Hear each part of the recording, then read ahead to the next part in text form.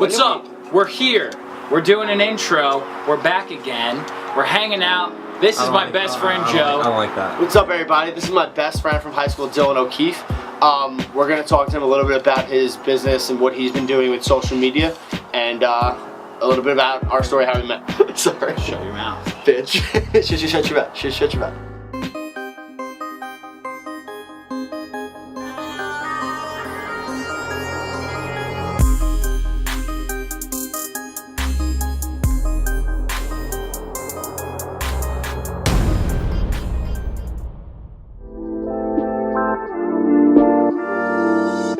Me and Dylan met freshman year of high school at baseball tryouts. Yeah. I mean, we've been best friends pretty much ever since freshman year of high school.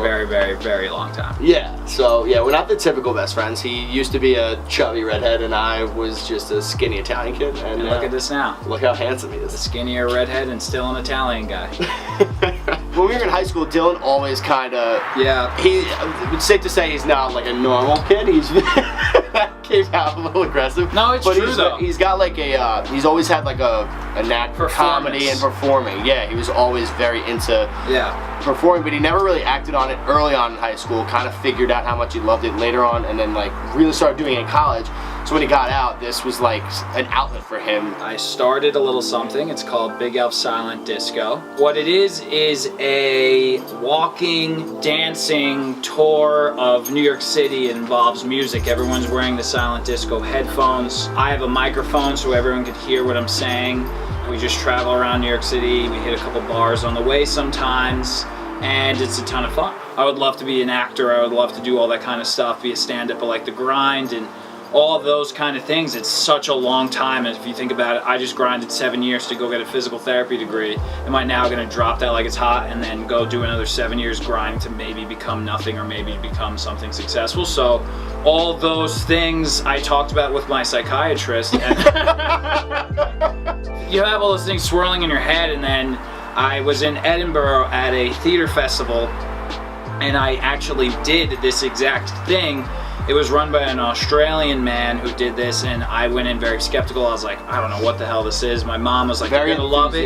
You're gonna love it. My mom was like, you're gonna love it, and we did it. And Dylan actually sent me a video of his dad at that Silent Disco in the middle of a bar. And like, he is not a guy. No, very he's quiet not a guy that you can get. Just feeling himself. Yeah, and I loved it, and I said, I could do this in New York City, so now I kind of see this as my way to kind of skip all the other steps of trying to get on a show and trying to perform. And I've just kind of created now my own little show and platform to do what I actually want to do with my life.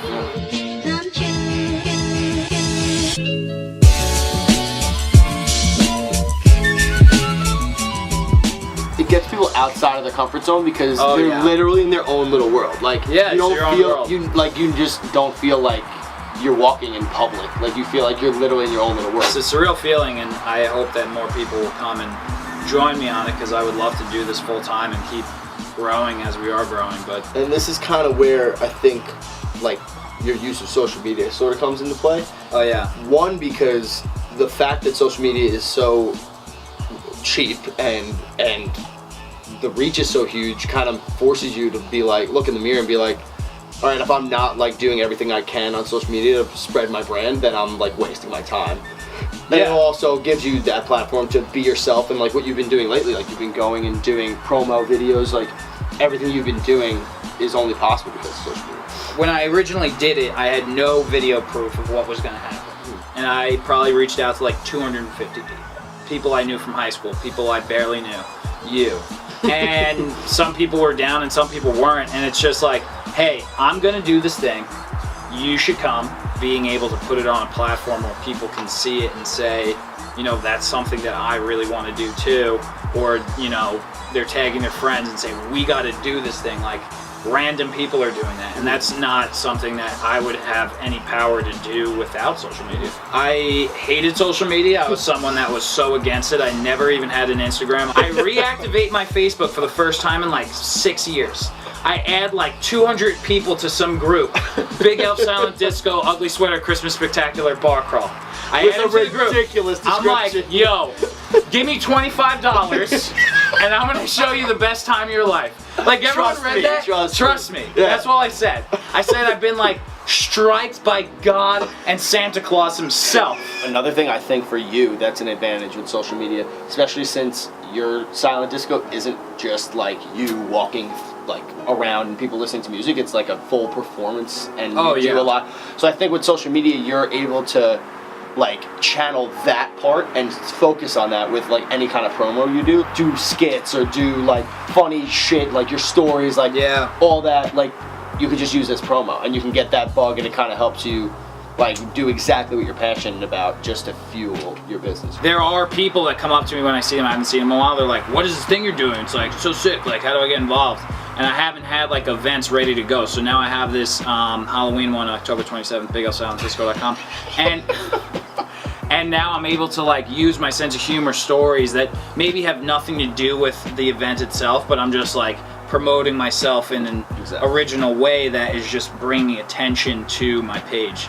So it doesn't have to always, you know, stay completely on brand. Granted, people do want to hear stuff about insurance and the important stuff about it, but I think it's really important to go off-brand sometimes and just prove that like insurance people are people like me and you, and that's you see the person, you say that's someone who I want to go into business with. Like I don't think that I'm gonna make a video and then like people are gonna call me and be like, oh my god, you must know so much about insurance, like can you write my insurance? No, that has nothing to do with that. It's more like I want people to be able to like know me before they even know me. Like I want people to know my personality. As like the digital age comes and everyone's on there, it's like super important to have a presence on there where it's like not only Yelp reviews, people talking about your business, but also people can go to your page and see what the culture like is in your office and see that people are fun and that you are someone that, you know, has a personality that is someone that you'd want to go into business with. You grow with it and try and figure it as you go. I don't think I have it all figured out at all. Especially for you, it's like literally just the beginning. Like I mean, we just started, but like you really just started. Like